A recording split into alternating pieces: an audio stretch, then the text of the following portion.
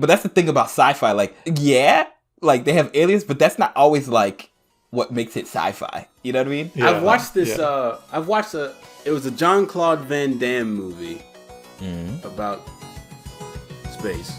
No. I'm trying That's to remember. hilarious. About space. Yeah, there was like some weird gladiators.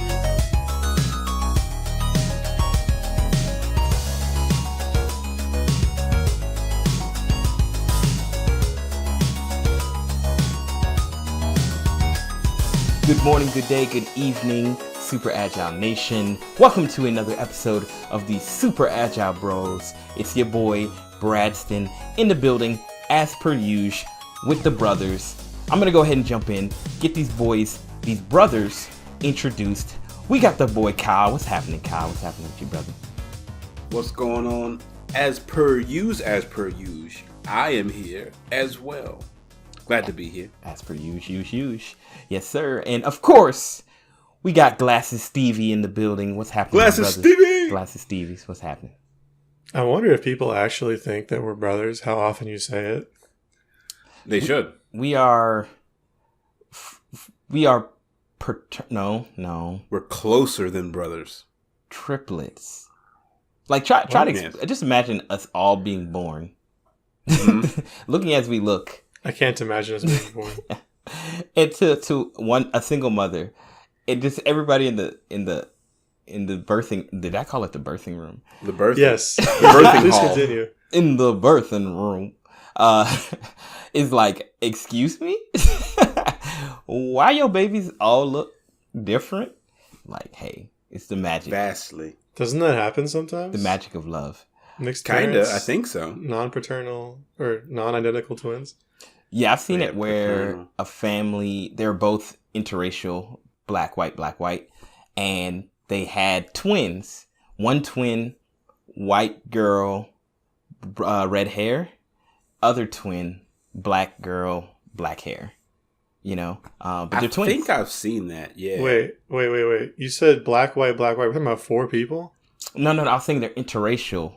They're both On mixed. both black, sides. black, white. Oh, they're both mixed. Yeah. Oh, okay. Their parents were interracial couples. Their parents are interracial couples. Interesting. So they unmixed. It was like a centrifuge. Like everything just got in the womb. It's the purest form. I mean, I understand like genetically how that happens, but I do think it's kind of funny because we're so used to things not unmixing. Like entropy only goes one way. You wouldn't expect to shake up a bottle of colored sand and all the colors be mixed and then shake it again and they're separate. Like that's crazy. I mean, it's like the thought experiment that if you like threw a whole bunch of wood into a room and closed the door, that there's a chance. Like, what's the chance that it would be like a chair? You know, like, right? Yeah, like 0. I mean, this has a higher chance. Clearly, it's way higher. Way higher, because of how biology and genes and all that jazz. I also haven't thrown much wood into rooms, so I've carefully carried wood into rooms. Yes, and produced a chair. Yes. In some cases, yes. Ooh. Well, it was like wood and other materials that were prefabricated in order to create a chair. Shout out to IKEA. And you threw it into a room, and the IKEA instructions just smashed. Yeah, just finished. The last image in the IKEA, because there's no words in IKEA booklets, so the last image was just a man throwing it, a man throwing a chair, just a 1-page document, just all the tools, just throw it, like you got this. It reminded me in high school. I don't know if y'all ever had to do this, but I took a class. It was called pre-engineering. And what it was a class to prepare you for engineering, which I did in college. And Makes one sense. of the, I guess you could say, assignments or projects that we had to do as a team, a group project, was to make a chair out of cardboard. So that was one of my favorite experiences because, some people don't have a knack for like how like to create like, they don't have the gift. Yeah, so what happened was I think the teacher, I can't remember who it was that tested him, but it had to be the same person. she might have selected a student, and that person just went around and sat on every chair. So it was just like this person being like, "I'm gonna die today," you know. My project was so good. We had a problem where we were like, "Yo, we need to break this, but we can't break it." Like we jump on it, like try to sit on it and wouldn't break it. We were like, "Okay, we can just throw water on it, I guess." You know, that'll ruin anything that's cardboard for sure. Anything just swelling and cardboard and witches is just no good news. You know, you could be lying right now and we wouldn't know because we weren't there. Yeah, true. I guess unless that class was also part of a viral video that went out from high school. See, that's the thing. Like I tell people, there aren't many people think I say outrageous things, and I'm like, all right, give me a second, I'll find you proof. Like I just happen to be in the right time and place for some outrageous things. You know, like I want to see this chair. I don't think I have a picture because this was like. I was maybe a senior in high school? Well, maybe there's a picture somewhere. Well, Build it again. I didn't have a cell phone at that time, so I definitely didn't. And cell phones didn't really have cameras either. So you know what?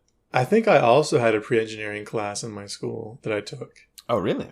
Yeah. Now he's making this up. You're clearly making this up to fit in. No. I remember because I was going to tell you. Better chair. I was going to tell you about the puzzle that I made, and I'm like, wait, I made that in a similar class. Oh, really? Yeah, they had us make a. I don't know what the constraints were, but I ended up making one of those like cube puzzles. So it's 5 like Tetris looking pieces, and they fit together to form a 3x3 cube. A standing cube. Oh yeah. Like a yes, a standing cube. Was it 3x3? Might have been 4. I don't know, whatever. It was a cube. And I just bought a bunch of wooden blocks online and glued them together after I made the design. And it was actually a good puzzle. I would give it to people and they would have trouble solving it. I'm like, this is kind of cool. The same would happen with a bad puzzle. True. People would go, "That's great, Stevie." I can't solve it. What is a bad can't puzzle? Solve it. It's an easy puzzle. If you can solve if it's bad, it's easy. You're like, wow, this is the ultimate puzzle. It's What makes a hard puzzle bad? Like old point and click bad puzzle design. Where like there's some ridiculous method that ambiguous. You had to click a bush in the park. Oh no, nothing about it's ambiguous. It's just shapes that fit together. I didn't make them all like square, you know. It isn't like a jigsaw puzzle that's just lines. So I have a real quick question. Did y'all do woodworking? Did y'all cut wood and stuff like that in your class? We did it normally, but for that project I used glued wood. I didn't cut any wood. Not in high school. I did in college. Yeah, I was lucky. We got to use woodworking, cut like table saws, miter saws. I wish I could have made a birdhouse, man. Did we make a birdhouse? We made a one of those nitrogen cars, like where you put the little nitrogen thing in the back of it and you pop it and then it races down. Like, you know what I'm talking about? Like stock cars. Yeah. Oh, yeah. You put like the little tank for like whipped cream or something. Yeah. Exactly that. Not whipped cream, but you no, usually refill whipped cream. the nitrogen. Yeah, tank. 100%. Yeah, so we had to cut the wood, then we had to sand it down, put the wheels, do all that stuff. And you know, it's a fairly simple prospect because it's a kit. Like they give you the kit with the wood and the instructions, but you have to do it yourself. The do it yourself part, everybody's car was kind of trash. Like as easy as it should have been. Oh my gosh. Yeah. This wasn't in class, but you just reminded me this guy that my family knew from like my childhood church would build model airplanes with like engines and stuff. They were probably like 2 or 3 feet across, and you would buy a kit. Oh yeah, and it came with like the balsa wood skeleton. Yeah, kit planes. Yeah. Yeah, and you had to glue them together, and the controller was basically just you hold it in your hand and had 2 wires that led to one of the wings. And when you ran the engine, first of all, that always scared me so much. Turning the plane on. Mm-hmm. Because you had to like flick the propeller to start it, but then the propeller spins fast enough to like injure your finger, so you're like freaking out. Yeah. But yeah, there were like competitions. You could go out there in these fields and fly the plane in a circle and make it do tricks and stuff. That was a lot of fun, man. I gotta do that again. So exciting. The last thing you do before you die, going out in the field and doing tricks until you crash in the ground in front of bleed to death your from a missing family. finger. Finger injury. I think I won like second place in some local competition, which So you flew. Yeah, no. You don't fly. You're on the ground, and the plane is flying around you like on a wire. Oh. And you control it with the wire. It's You like move a your kite, hand to make like it go a up or powered down. kite. Like a powered kite. Yes, exactly. Oh, I remember those. Yeah, those things are loud. I know what you're Yes. talking about now. Yeah. I was lost until like a second ago. No, but the reason I thought you were talking about kit planes because I knew a guy either at my old job who used to do kit planes where you actually build from a frame. I don't know if it was an actual kit, like they sent you something in the mail, but he would show me pictures of it, and it was like a one-seater, and it was more or less a glider with a powered glider. And you could take off, but I mean, you couldn't go very high or you would literally die. Right. You know? No, this was like big enough to be, this is small enough to carry in your hands. Interesting. Oh, that sounds pretty fun. Well, in your arms. And a lot less dangerous. A lot less dangerous. Yeah, I didn't understand what you meant about dying in a field. I'm like, it's not going to attack me. Oh, yeah. I was talking about people who actually build their own planes and fly them. That would be cool. The little kit planes. And as long as you fly under a certain height and I think the engine's under a certain rating or whatever, you don't have to get it like approved by the FAA or anything. Sick. So that's pretty cool. Unless you fly into like, White House airspace. So I want to tell you one story that you won't believe from my high school, and then we'll get into the actual topic of the show. So speaking of puzzles and tricks and things that people did in high school that might have been a little bit crazy, I would think it was funny, but kind of messed up at the same time. A good friend of mine, shout out to my good friend. I'm not going to call him out exactly who he is. But good friend. We went For to high school. once you respect someone's privacy. Yeah, we went to high school together. And I think our freshman year, somewhere he managed to procure a ball of marble. Whoa. It was like a perfectly round piece of marble. And if it wasn't marble, it was some structure, some type of thing similar. And he brought it to school and let us check it out. Like, hey, check this out. So this is where it got devious. So what he did was that at the same time, we would do these things where we would throw like newspaper balls at each other in class. And boom, throw them at each other, make these balls. And what he did was he covered the marble ball in newspaper. Oh, no. And what he would do is go catch, and he would just toss it at you. Bruh. And because we've all been trained it's just a paper ball. It was so evil. It was so, you would catch it. Why would you? That weight would hit you and you're like, what? And then, nobody got injured, but we were like, bro, this is one of the evilest things, but also hilarious. So, Man, that thing land on your foot? Yes. But there's a natural thing when something hits you and it's heavy, you just kind of go, you splay out to get away. Yeah. But it was super evil. Would it break or something if it fell on the floor? I assume, but I never saw any damage on the ground from what I recall. Interesting. It would hit the ground, in the hallway or in the... You just hear this loud bang. Wow. Golly. And then it was just surprised the teachers didn't get on him about who's it. the next It was victim? protected by the newspaper. I think a teacher saw him do it one time and threw it in the trash can out of anger because of when he did it in a class. And I'll ask him to verify that fact, but I'm pretty sure that's what happened. Because we had a teacher. So it was never recovered from the trash can? Oh, it was recovered, but it was in a moment of anger. What are you doing? Throw it in the trash. That's what I recall. That memory might be false. But that's... So anyway, that has nothing to do with anything, but that just reminded me of that trick. I didn't approve of it, at the time, but secretly, I was like, this is kind of genius. I love it.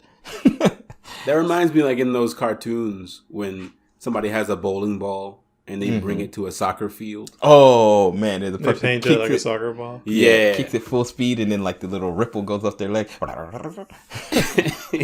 Just shatter every bone. Bro, in real life, it would just be broken ankle and just pain. Your foot would be smashed. Yeah. Ooh. That'd be terrible. Full force destruction. So, speaking of destruction and marble balls and bowling balls, let's talk about things that have struck a chord in our life recently. A strike, bowling pins, and that we want to talk about. Worst segue, but I tried. So what we want to talk about today, and thank you to anybody who stuck around this long, because we're straight fools. Nobody's here. No one's here. Just watch the drop off, like, right? Today we want to talk about what TV shows we're watching nowadays, in modern times, and the things that have surprised us. So today it'll be a conversation. I think Stevie said it the best. This is just us chatting, like nothing too crazy. Just talking about things that we're watching, what we think other people should watch, and maybe even things that surprise us in a negative way, maybe, if that comes up. But we're just going to go around, share what we've been up to watching, and just make it happen. So any of y'all fellas feel just pumped to share one of your TV shows that you're watching now and what you think about it, how you feel about it? Kyle? Oh, I thought you were going to go first, Glasses Stevie. Well, now you have to go first. So.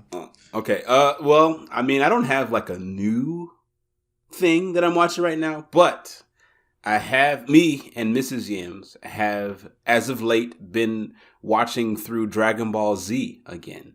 Oh. From the very beginning. Is she into Dragon Ball Z? Did you have to convince her? No, it was actually her idea.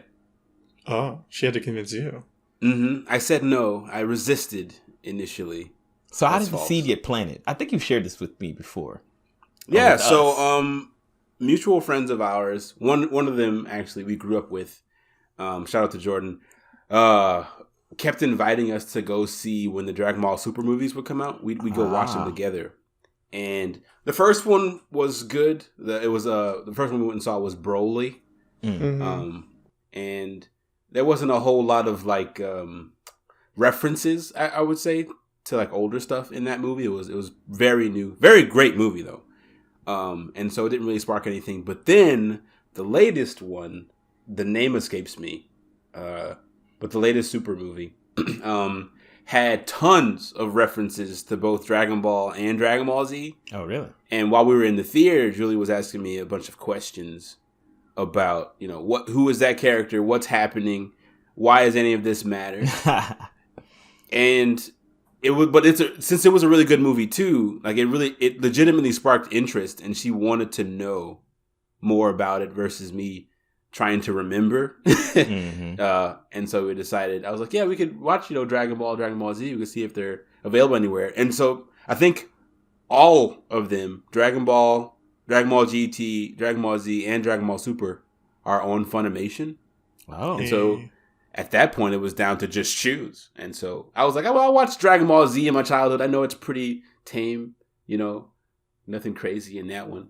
Just to kind of, make sure she was comfortable watching it. And man, it's been a blast. The Mandela effect is hitting strong because oh, I bet, dude. I have forgotten and misremembered just enormous segments. Really? And yeah, I'm disappointed sometimes, but also pleasantly pleased that we're watching it again, so I can have that fresh. It's a really fresh experience because I've forgotten so much. That's crazy. It's been fun though. We just got to. We're on Namek, and ooh, spicy boy. Piccolo. Spicy. Piccolo's fighting Frieza right now. Oh, really? Post his fusion. Yeah. With, what's his name? Nail, which was the stupidest name, but also okay. Those are good times, man. So do you think y'all are gonna go back and watch Dragon Ball? I think it's very likely. Okay. We've gotten on these like animated show binges, and if there's a related series, it's usually impossible for us to resist watching it, even if it's bad. So yeah, I can see us watching through even GT. Oh my, I don't know, man. I don't know. GT's like that'll take a lot of wind out of your sails, bro. It's like you want it to be good. Like that's what it's really gonna feel like. You're gonna really want it to be good. And then,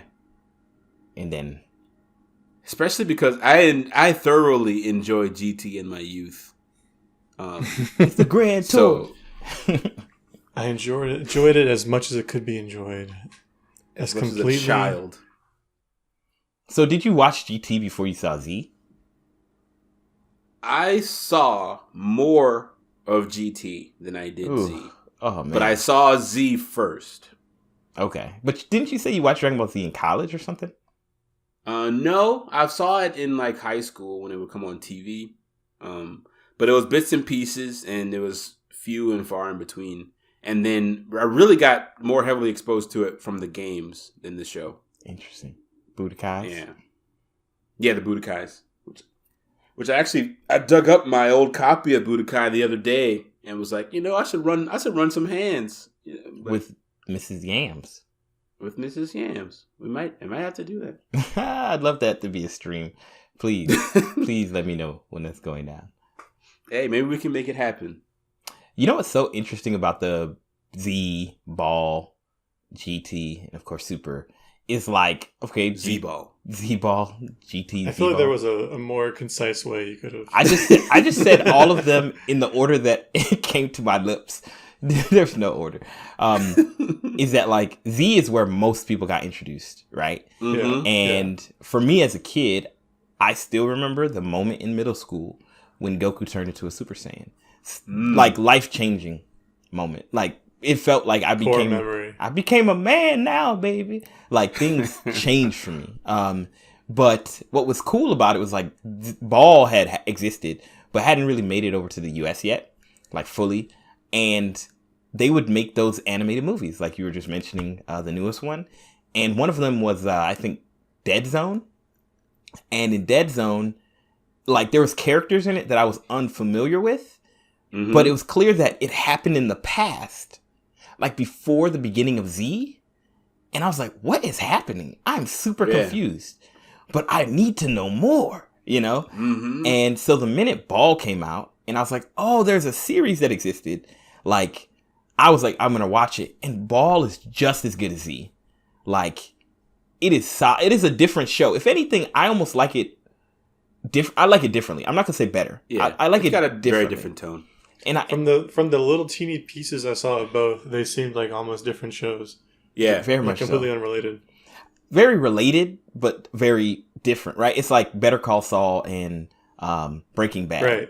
Like it's the same characters, but like a totally different feel. And I think what made it so interesting was that was the point where nobody had the abilities that they have now. Like people couldn't fly, shoot Kamehamehas, or do any super cool, Destructo discs or anything. It was just pure like hand-to-hand combat with a little bit of like, I don't want to say trickery, but like interesting. How do you engage a fight? Somebody have a special technique, that might, like even Yamcha was meaningful for about 3 episodes. No, it was a little bit longer than that. Yamcha was about that life. He never. So it's kind of like Baki the Grappler. No, because from the very beginning, Baki's a grappler. Well, what I mean is, it's one of those shows. I mean, I'm joking. It's definitely not hilarious. Baki's just so extreme, but it's just one of those shows that revolves around like that minutia of like hand-to-hand combat. Maybe not the minutia, but it's all about like strategy and like finding a weakness and. How can my special abilities help me versus his abilities? And the joy of being a little kid who's secretly an ultra powerful monster alien. Yeah. In many ways, it's kind of like how JoJo fights go, in the sense that like you have these people who have different powers and you're just trying to figure out how to overcome it. Not as ridiculous. Sometimes it's ridiculous. But... Ooh, I just finished Stone Ocean. That was peak JoJo for sure. Not the best ending, but it was peak JoJo. Stone Ocean. Yeah. Yeah. So one of the interesting things though about what you just said, I guess like the differences and the tonal shift, is that Dragon Ball Z, in my opinion, starts off very similar to Dragon Ball, and then it's almost like getting whiplash when you're watching the show. Like the art style changes drastically. And I think that's when the tone really alters, because before that a lot of it's the same. especially in the very beginning, because it's like until they really start to dive into power levels, then it's almost pretty much the same. Where it's just like, who can fight the best, pretty much. But then it's like, even though I've been training all this time, your power level, your number is bigger than mine, so you automatically win. unless you boost your power level through steroids or something like that. No, I think I never thought about it that way, but I think Dragon Ball Z has maybe one of the better transitions from like time jump transitions, because like you said, it kind of eases you in. It's like, like the Nimbus is still around, I believe, in the beginning, and you're like, who's this Radix character? And he has a power level thing. Oh wait, he has the ability to shoot ki blasts in his own way. And then it's like, like this. It's like the familial connection. It's like bringing all these pieces. Like, we didn't forget that Goku was an alien, Like, and then you have the introduction of Gohan and Piccolo's reformed and like all these different things. And it's a really good. Like, I forget about those first, like that first arc, that first Radix arc. It's super interesting. Yeah. Solid. Well, that now that you're saying shows that like you're kind of watching. Well, I'll just say this: me and my wife are gonna watch Naruto one of these days. It's great. It needs to happen. But a show that recently I've been watching that kind of, not that I have been watching, that I watched in the course of 48 hours and was like drawn into because of just the unique take that it had, was this show called Legend of Vox Machina. Have y'all heard of that? Yeah, I've been avoiding it, but someone told me to watch it. Why have you been avoiding it? It sounds stupid. Because it sounds stupid. I think the trailer just immediately made me think it was just going to be like lazy. Yeah, 100%. I do not disagree with Stevie's interpretation of Legend of Vox Machina. And it was literally just on a whim that I started watching because it was over Christmas and my father-in-law's in town and he's into anime. And, like I like to introduce him to new animes, but some, just take more. And like, also we were just looking for something to watch, just to kind of kill some time. And I was on my Chromecast, and Chromecast always like randomly suggest shows. But like 95% of them are absolute garbage. Like I'm talking 3% on Rotten Tomatoes. Why would they suggest that? I do not know. And it's constant. Because they know that Brad's taste is trash. No, thank you. I love this. I never clicked them. So I'm, they still but I like to on them. I like to look through and see the terrible names. It'll be something like the Starfighter from space, like just horrible things. And as I was going through, I see Legend of Vox Machina, and I see the rating is like a 95% on Rotten Tomato. And I'm like, okay, I just assumed this was garbage because of what I've seen of it. Like, I've only like maybe seen the title card once or twice before. But I was like, huh. And I was like, this looks super random, but it's in the art style of Invincible. You know what I mean? So I was like, well, I liked Invincible. Invincible absolutely surprised me. So let me click on it. Man, that show is solid. It's irreverent. Let me warn you that. It is absolutely irreverent. Especially in the beginning. And there's a character who is absolutely ridiculous. I can't even mention what he does half the time. But the show, like the storyline and where they go with it, the action, the interesting things that they put out there that I can't even mention because I don't want to spoil anything. It is a really good show. Like, I think the marketing was just bad for the show. Horrible. I mean, the fact that I don't even know about, like, I didn't even really know about it blows my mind. Like the show is. And, do you know Critical Role? Do y'all know Critical Role? This is their show based on their Dungeons and Dragons. Their campaign? Their campaign. Yeah. Oh. Yeah. Oh, I didn't know it was based on their campaign. I thought they were just connected to it somehow. Yeah, I think it's an actual, like, I don't want to say retelling, but it's like you know what I'm saying? I don't want to say fictionalization because they're critical. Just say retelling. I think. Yeah, retelling. I'm not sure how close it connects, but if they were making this up on the fly, like they are, they probably exaggerated some things for cinematic value. I would imagine. I assume, because I'm like, the writing is solid.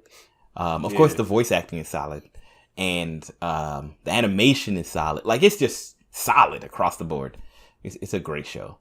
I think I've seen a clip from it, but I didn't know what it was, so I never looked any deeper. Because, I'm familiar with Critical Role for sure. All I remember from the trailer was that there's like a big monster and some heroes, some like Dungeons and Dragons-esque fantasy heroes show up, and they're like, the Justice League or something. They're big and bad, and they get blown up, like eviscerated. And then it cuts to like some, I don't know, slob yelling, and it's like, these are your heroes now. And I'm like, okay, I don't care about the slob. Like, it's so bad. I'm like, everyone's done that. It's not a big deal. Yeah. That's pretty but bad. You're saying it's better. So that sequence you mentioned, that first half, is just like the first like minute of the show. Like, that's what I gathered. They just cut it straight. And I guess without these are your heroes, essentially they cut to them in a bar. The main. That sounds about right. Well, not to them. It cuts to some like dialogue and then them. But like, it's really solid, and I'm really sad that trailer is so garbage because. Okay. Yeah. Well, speaking of Invincible, I actually just watched Invincible like the last, I think, week or two. Fire, son. It's crazy. Yeah, it was really good. People were so tight-lipped about the villainous nature of one of the characters that I thought it was supposed to. I mean, I saw because of memes, but I thought it was supposed to be like a big spoiler.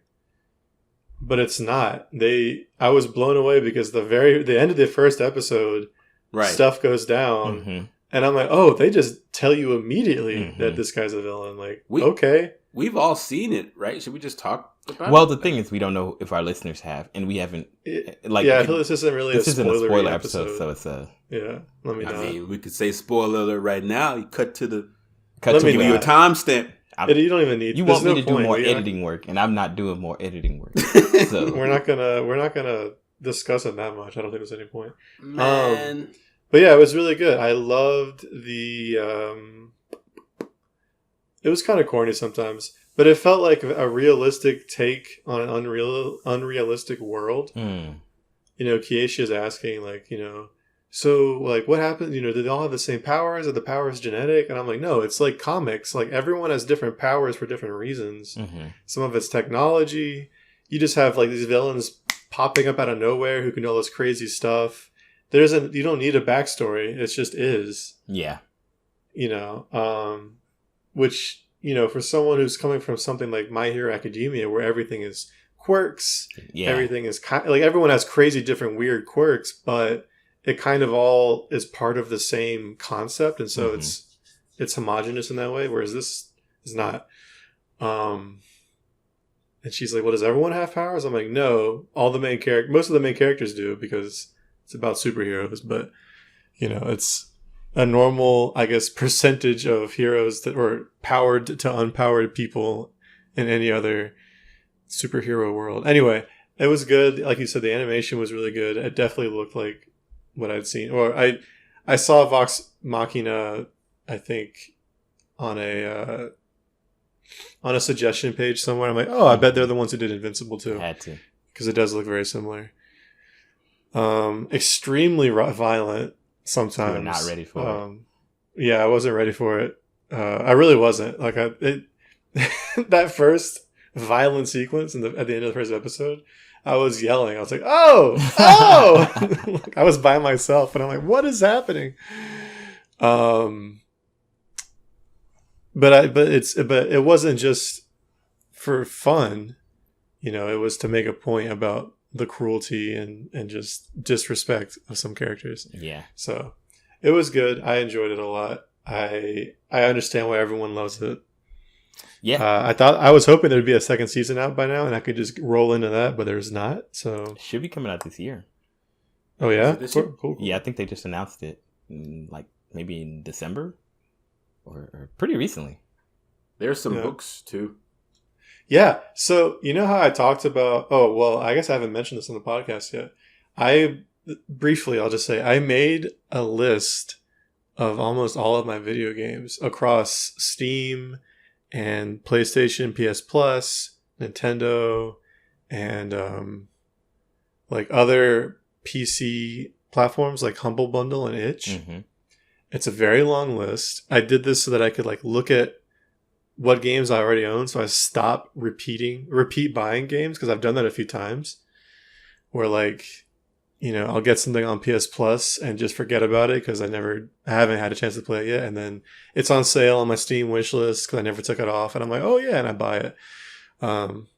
So I did that to be a little more organized. But while I was doing that, I was going through my old Humble Bundles from like back when Humble Bundle was still good, and I have a bunch of Skybound ebooks, including volumes 1 and 2 of Invincible. Ooh. Oh, really? And I'm like, oh my gosh, I've apparently known about this series for like a decade and just had no idea. And that was like the day after I started watching on Amazon. So it was a really weird coincidence. How serendipitous. Yeah. You are always a fan. You just never knew it. Yeah. I was always a fan. Speaking of ebooks, so there is no reason. Something I wanted to say when you talked about Vox Machina, it sounds like I don't know what direction the show goes, but there is a webcomic that I read online called Gilded Age. 1 or 2 of the listeners of this podcast will know what I'm talking about. And it's a similar idea where you have a Dungeons and Dragons world with a ragtag group of heroes that form together and end up saving the world. And it's the kind of thing that seems like you know what it is. Like, cool, it's fantasy. But then it just suddenly explodes into like all sorts of stuff. And it's way better than it has any right to be. And if you can get into webcomics, I heavily suggest it to you guys, but also to the listeners. I love reading webcomics, so it was no second thought for me. Wait, what was it called again? It's called Gilded Age. I don't remember if it's gilded with a U or without a U, but Gilded Age. Heroic Aging? Okay. That's perfect. Check it out. No, and don't mind, the art changes over time. It's one of those comics where like you can tell the artist got better. Or no, they changed artists, so like the style changes, but bear with it, I guess. Bear with the change. I did want to say Invincible is one of those things where, so Invincible was the first of that type of animation that I saw in the adult perspective, right? Because like there's some shows like on Cartoon Network, like I think the New Justice League and like some other shows that kind of are reminiscent, maybe the same studio, I don't know, but like it kind of felt very like Saturday morning cartoon network to me when I first saw it. Invincible did? Or the other shows? Invincible, because I'd seen shows in the past that had a similar art style, and they're very much for like teenagers, you know, like, and they're normally similar in tone, you know, somewhat kind of gets deep, but it's really like never gets too deep, you know, other than like maybe personal interaction. So anyway, the reason I even watched the show, I'd seen it plenty of times on Prime, was because of Marcus. Shout out to Marcus. And Marcus just simply said, y'all need to watch Invincible. I'm not telling you anything. Something like that. He's like, just watch it. That'll hook you. And I was like, And normally like Marcus will, you know, suggest a show, he'll explain it, or, you know, a movie or whatever. But the fact that he kind of left that like period, I was like, interesting. And at that time I had just, you know, been married to Shailene not too long before that. And we'd been watching a lot of shows, and I was like, hey, Marcus suggested Invincible. You know, we got some time tonight. You know, you mind watching the first episode with me? And she was like, okay. And the way that it starts is kind of like, I don't want to say random, but it doesn't really prepare you for what's coming. Like, it's just you mean the opening scene? The opening scene. Like, the 2 security guards are just chatting Oh yeah. You know, and then Yeah. things start happening and you're like, oh, this is different. Like it sets the tone. Absolutely. But and it establishes the characters. And it's like, boom. It accomplishes a lot in that first scene. Yeah, that first scene like tells you everything about the brutality, the nature of the show. But then the end of the first episode sets a whole nother precedent. Yeah, I don't think it really tells you much about the brutality. It's the end that tells you about the brutality. Well, the beginning, you know, the end tells you about, the beginning tells you about what people are willing to do in general and like what the world is like. Like you could just get killed by a random villain at any point. Yes. But the end tells you what one man is willing to do. I mean, it sets the pace like of what's coming. And yes, the ending is very like of that first episode is very shocking, but it's like at least they gave me a little bit of like, okay, like I can choose now if I want to get off this train, you know? Yeah, it ramps. You know? Yeah. I appreciate that. And I really appreciated that. And I think that, I don't know, I have a mixed feeling about like the adult nature of the animation, but because sometimes it does feel gratuitous. Like, I don't think you necessarily have to do all that, but I appreciate them going all in on their choice, you know? Some of it I wonder, like, oh, would the story be just as strong if you just like brought it back 15%? But hey, they made an artistic choice, you know? I don't know. I don't think it would. I think the gratuity of it is in line with the character that they were building. It sells it because I don't know if you've ever seen The Boys, but it's just whenever you're dealing with superheroes, like everything is over dramatized, and so I think that them going all in with the gratuitous nature of, you know, showing that impact just helped to like level it out and say we're dealing with a different level here. Mm-hmm. It's like you feel that the entire time you're watching this show. Yeah. The only reason I feel that is because there's some people I'd like to suggest the show to who I think would really enjoy the story outside of like the brutality, but I know they'll never watch it because once they see that, they're like, I'm out, you know, like this is not my type of thing, but they're missing such like that to me brings the reality. Like it brings the grounding in the world. You know, it's kind of like I haven't personally watched it, but it's like Game of Thrones. They have a lot of like sex in it and like stuff like that. And it brings grounding to the world, like in what it is and how things work. But I think that personally turns me off from the show. I'm like, I don't really want to see all that. I just want to see the politics and the action and like the character development. And so, you know, it's an artistic choice and I'm not mad at it. Personally, it doesn't really bother me that much. But it's always sad to me when I'm like, man, I really want to suggest a show to somebody, but like this one element is a little bit too much. I think that both in The Boys and in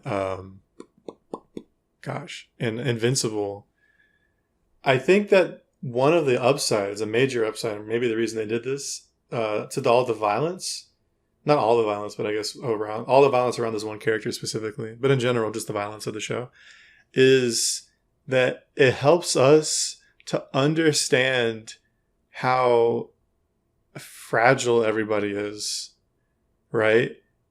In the face of some of these, you know, these villains. And, you know, like in The Boys, I haven't watched it, but I watched clips online and stuff.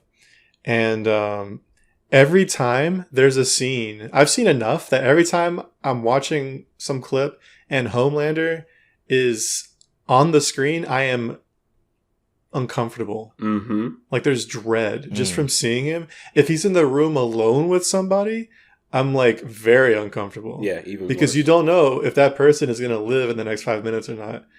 And similarly, there were some characters in the show and Invincible that like, I think you're supposed to kind of be on edge. Like, is this man going to kill this character or like what's going to happen? Like you never really knew. Right. And you could tell they felt the same way. At least the ones that didn't, you know, that knew like what the score was. They felt the same way. Like I could die at any second. Like they're sweating bullets, and the reader feels, or the watcher feels the same. So I think it's important to have, even though it is gratuitous, like it's important to do that, make that decision. And I agree with what you said earlier, Bradston, about the being able to share it, because I feel that way a lot about like a lot of shows. Yeah. That any of those adult themes, like if there's a lot of cursing in it, I can't share with certain people. I personally, I couldn't watch Game of Thrones or The Witcher because, thankfully, the first episodes bore all, if you will, and so I was like, yeah, I'm not here for that, and so I didn't watch them. But I feel the same way that I wish there was a way around that stuff to where I could enjoy the rest of it, because I will say, even like in Invincible, it's not something I would typically watch, but I think it being animated definitely helped. And it kind of desensitized me, I think, to be prepared for the boys, because I watched them very close together. Yeah. But then trying to watch something like that now, I don't even know if I could stomach it, to be honest. It's so interesting because Witcher's a great example of like, and this is just maybe just media in general, right? They like front load a lot of stuff. They want to entice you. And then like the show sometimes is not even really like that. You know what I mean? Mm-hmm. Like, and not to say that The Witcher's not like that, but I do feel you on like, the first episode, I can totally understand why somebody would be like, this may not be for me. And there are some moments where it like harkens back to a little bit of what they did in the first episode. But like most of the show is Geralt of Rivia doing his thing, and maybe some crudeness here or there, but not more than any other show I've ever watched. But they just like front loaded, especially with that scene with the magician and like stuff like that. Like it. I was like, what are you talking about? The magician. Yeah, that's like pretty... it feels almost like, man, like you can't, like, I get it. Like people love that kind of stuff, but like, I don't know. It just feels, it's kind of like what I was talking about with Grand Theft Auto 5 when we were talking about that, or Grand Theft Auto 4. And it's like, man, they forced me to do the scene and I just feel like I can't go back. And I'm really sad that you haven't watched The Witcher. The Witcher is such an incredible show. Yeah. I would almost go back through it and tell you every moment where you can skip, because everything else is worth this time. Like genuinely, I think it's that good of a show. I've already been, seen it and, experienced. We've been seeing it, me and Brad. I would do the same. We could split up the episodes, Brad. Yeah. And just save you the trouble, like skip here, skip at this point, skip this point. Because a lot of that stuff is not necessary. It builds some character development, but like honestly, like you don't need it. You can easily skip most of the raunchy stuff. Almost all of it revolves around Yennefer anyway. Yeah, so yeah. You know when it's coming. Yeah. So this show brings me to, and it's funny, like these shows all are basically the same animation style and the same kind of like general feeling, a little bit of like, what do you call it, irreverentness in them. A show that irreverence, is that it? Irrelevance is the show called Super Crooks. This show 100% flew under my radar. I had seen it.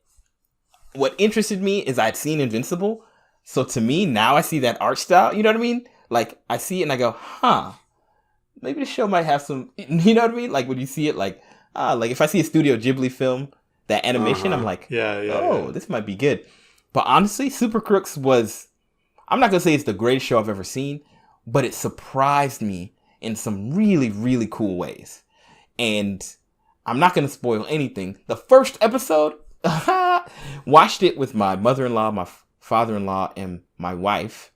And I knew... Regret? Huh? Sorry, I said regret? No, I do not regret it. I was so excited to do it because you know how like Invincible, we talked about, Invincible sets the tone at the beginning? Like Super Crooks is almost the opposite. Like it sets you on a way, like you know what the show is about, but you don't really get it, and then you get it. You know what I'm saying? And I think that when do you get it? You get it. And I really appreciate that approach, because even me saying this now, it's not going to really prepare you for what happens. And it's such an interesting take for me on superpowers. That's what I enjoyed the most about it. Like, some of the most unique powers I've ever seen in any type of media was in this one. Like, Invincible, most of the powers are pretty straightforward, like super pretty strength, standard, super strength. They're just rip-offs of like Marvel and DC characters. But they went straight alternate universe. Like, what could we like? It's almost like My Hero Academia in a way, where somebody who has the ability to make sticky balls. Like, how in the world do you implement this in a reasonable way? And the creativity that they show is super cool to me. Like, that's what has me bought into Super Crooks. I'm hoping they make a season 2. I hope they make a season 3 because I want to see more of the universe, even if it's not following the characters that they followed in this first season. Like, I just really like their take on superpowers. It was really fun. You know, I've seen Super Crooks recommended a couple times, and I keep thinking, like, I've never heard anyone talk about this show, but I was curious. I didn't think, oh, maybe it's good. I just thought, you know, whatever, I'll just watch it. But Kiesha wouldn't watch it with me. She was like, no, that looks dumb. So I guess I just gotta start watching it and see what she make does. a deal with her. Say, hey, watch the first episode. Make the decision off of that. And then if she's not down, cool. Move on, watch it for yourself. She'll miss on a great experience. But I think the first episode will draw her in. That's when you say, watch the second episode and make your decision. No, the first episode sucks. Watch the second. Yeah, I think the second episode, you need that first episode. You got to do it. Yeah. But yeah, so I definitely encourage people who are just like perfect. I think you have the same exact feeling I had about Super Crooks. I see it. I don't know if I'm going to go to my way to watch it, but I just so happen to have nothing to watch, and I just wanted something that I didn't really have to pay attention to play. Yeah. While I did something else, and it was the wrong choice. Because I ended up... This man did no chores. You know, sitting and watching and binge watching it in, I think, a day or two. Every once in a while, I get caught with a show like that. So that joke kind of got me thinking of, I guess, more shows that we've been watching and like the phenomenon that is a weak first season to these shows that end up having like 10, 12, 15 seasons. Because I don't know if you guys ever went back and watched Family Matters. I cannot say that I think did. me and Shailene started watching it a little bit recently. Bro, that like, first season is tough. Rough, son. It didn't get... I have no idea how they made it. Steve Urkel saved that show. He 100%. Did, but he appears so late. That I don't understand how he arrived on time. It's so bad. Yeah, and then as someone who did not watch Family Matters much growing up, I 100% thought that the show was about Steve. Yeah, he was there. He had to be there day one because he was in everything. Yeah. Yeah, and then I think Key and Peele also. I keep bringing up Key and Peele. They also did a sketch about that. Have you seen it? I don't think so. Remember. It's about the showrunner trying to like not have Steve Urkel be in an episode for once, and like Steve, like the actor like comes to his office and is like threatening him, and I think he like forces him to injure himself or something, and he's like, yeah, remember that next time you try to write me out of an episode or something. It's like so dumb. Hilarious. He's like secretly a villain. He runs the show. That's awesome. So great. I love Key and Peele. They're literally one of the best. Like, they have their finger on the pulse. They do. They really do. America's pulse. The pulse of man. No, that's fair. You know, another show that not similar in the sense that it had a rough first season. Actually had a strong first season. Was Walking Dead, and a character that like I don't think they knew would capture people as much as he did was Daryl, in the show, because he was a model and like, you know, whatever, and his acting was good, great acting, but like his character alone, just how he navigated the waters and the arc, like I think for many people he became like the secondary main character, you know, like, and then later Michonne, and it's super cool, like seeing that evolution of a TV show, because I feel like that's what happens behind the scenes. Like as they're writing shows, they're like, yo, this show's not doing that great, like what do we do to put some life in it? And Steve Urkel is the right answer. Steve Urkel. We'd never know about Family Matters if Steve Urkel wasn't in that show. Right. And there was another show, and this might be a hot take, but I think the first season of The Office is weak. It's weaker, definitely. Without a doubt. And so I'm also surprised at that show. But I feel like it almost has like a bell curve to how well it went. Because the last couple of... Until like the very end, which is very sentimental and good. Like there's a weird couple of seasons that are just the footing is not sure. It's basically when Steve Carell, like leaves the show. It has its moments. It's like, oh, this is good. Ooh, this is like, but you love the characters, so you're like invested. But right, that's how they got you. Yeah, that first season was definitely them feeling it out, and I think the only reason why they got a second season was because the British Office was so popular, and it's like, give it another season. And I've never watched The Office. It's a great ride, man.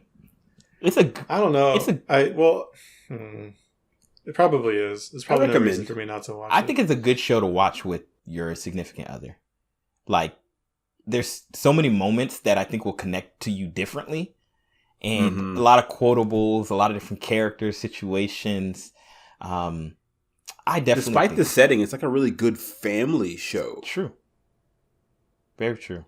Yeah, I found that when I'm hanging out with people who like The Office and they just have it on TV, I always enjoy watching it with them. Mm-hmm. Yeah. And we'll be in the middle of the season or some random things going on, and they're kind of explaining the necessary context to understand why what is happening is happening. Mm-hmm. And I'm like, okay, cool. And that's good enough for me. I feel like a show like that's so long-winded. I don't feel like I'll ever know it very well. I don't know. There's something about a long sitcom that just immediately puts me off. Like, I haven't watched Seinfeld, even though I love Seinfeld. I just never sat down and watched it. I think the interesting thing about a show like The Office is what you just said, Steve, that you could watch any random episode and get some value from it, like some laughs, even if you don't know the characters, and get some entertainment. But underpinning it is like a storyline for each of the characters, however you want to do it. And I think that it's also extremely digestible. Like, just from a purely like it's a great show to watch when you have a busy week. Like, you get enough to be enthralled in the characters and their storylines, but it's just light enough to make you laugh and smile. And I am definitely a person, this, Steve, I will 100% stop watching a show on the second to last episode of a season, no matter what people tell me to do. And I genuinely was like, I don't know if I'm going to get into The Office. Charlene's a big fan of it. She always talks about it. But I am genuinely a fan of that show. Like, genuinely. Like, didn't expect it.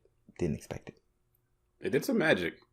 Truly some magic. So I actually wanted to bring up a show.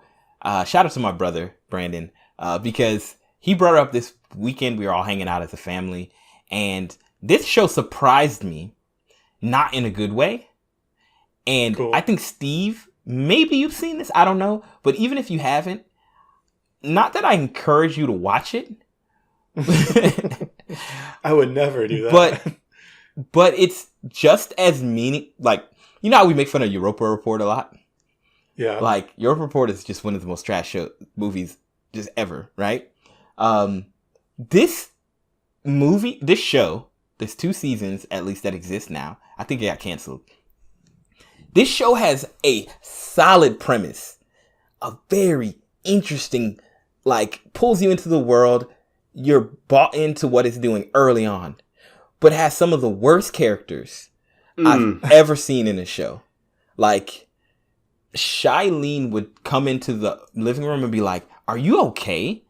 Because I would be audibly angry at the show because of a decision somebody made. Like, are you serious, bro?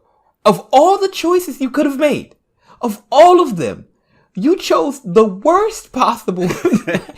And is it called the Europa Reports? I should be, honestly.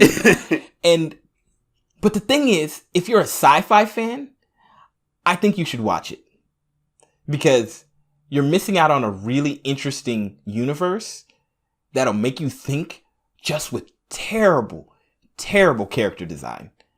Terrible character design. And it's hilarious because me and my brother were just talking about some of the stuff that happened in the show and dying laughing. Like, why would they do that at that moment of all moments? What's the name of the show, man? Let loose. Oh, I didn't say it yet? Oh, sorry. It's called Another Life. Another Life.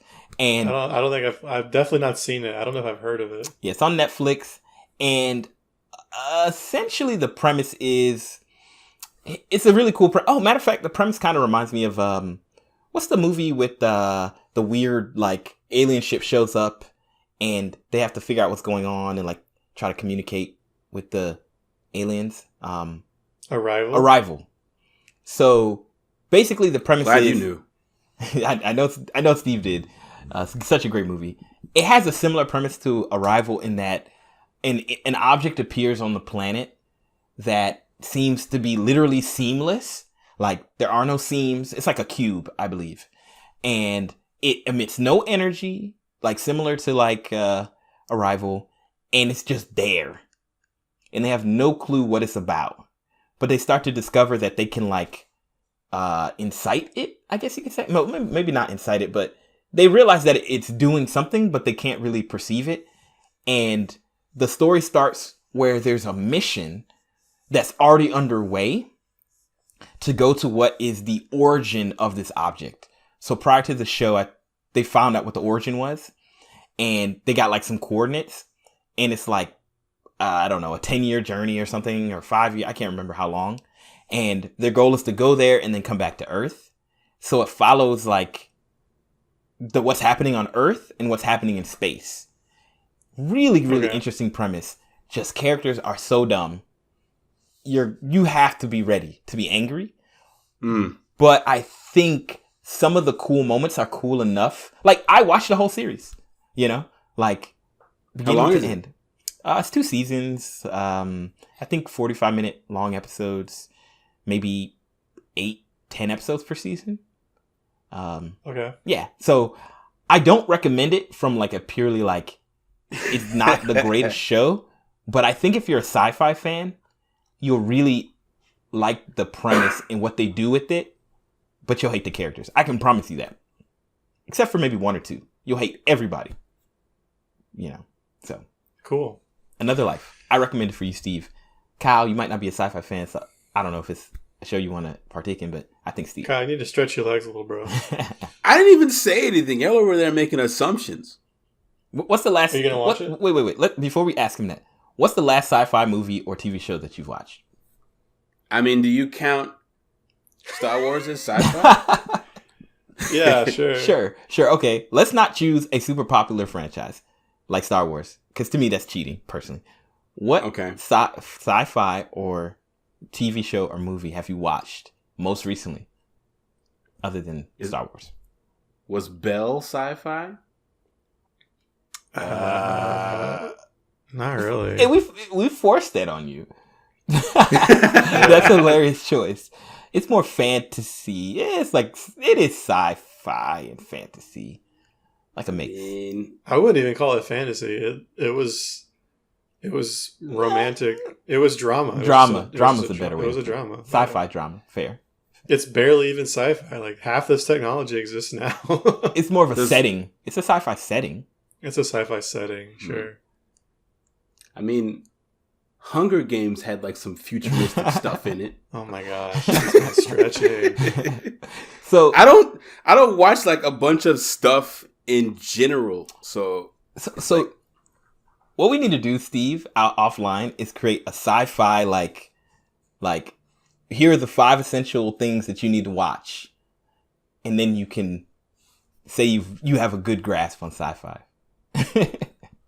We should make like a top 50 shows and TVs and make him watch 3. Out of 50? Out of 50. Yeah, you have plenty of choice. That's almost too much choice. What we can do is we each choose one. Me, like all 3 of us, we all choose one. So he can choose one randomly, but we choose the other 2.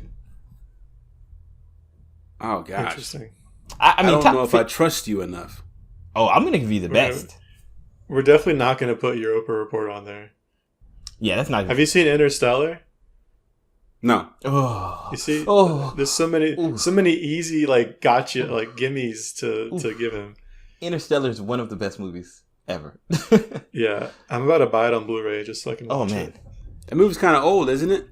Yeah, I mean not that. I mean in the scheme of sci-fi movies, no, but it's like what 7 years old, 8 years. Does Men in Black count? Sure. Popular. I've seen all the Men in Blacks. It's not on the same level as Star Wars. It is. It's not. It is. It is 100% on the same level. It's not as classic as Star Wars, but it's definitely as popular. It's popular. like the you last saying one didn't do that well.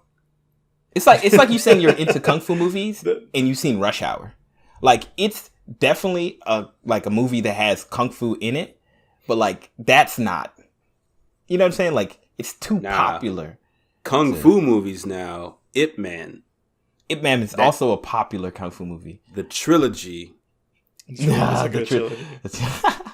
Once again, I get you, but like you've touched the surface. So you want me to watch obscure stuff? Not obscure.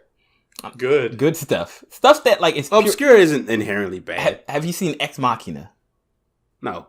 Have you seen? Well, no, you haven't seen Interstellar. He hasn't seen Annihilation. Which you've seen Annihilation. I don't think I would give him Annihilation. No, that's the one with the aliens. Yes. Sort of. Probably. You're thinking of Arrival? I don't know. All of them have aliens. Have aliens, but sci-fi, bro. But that's the thing.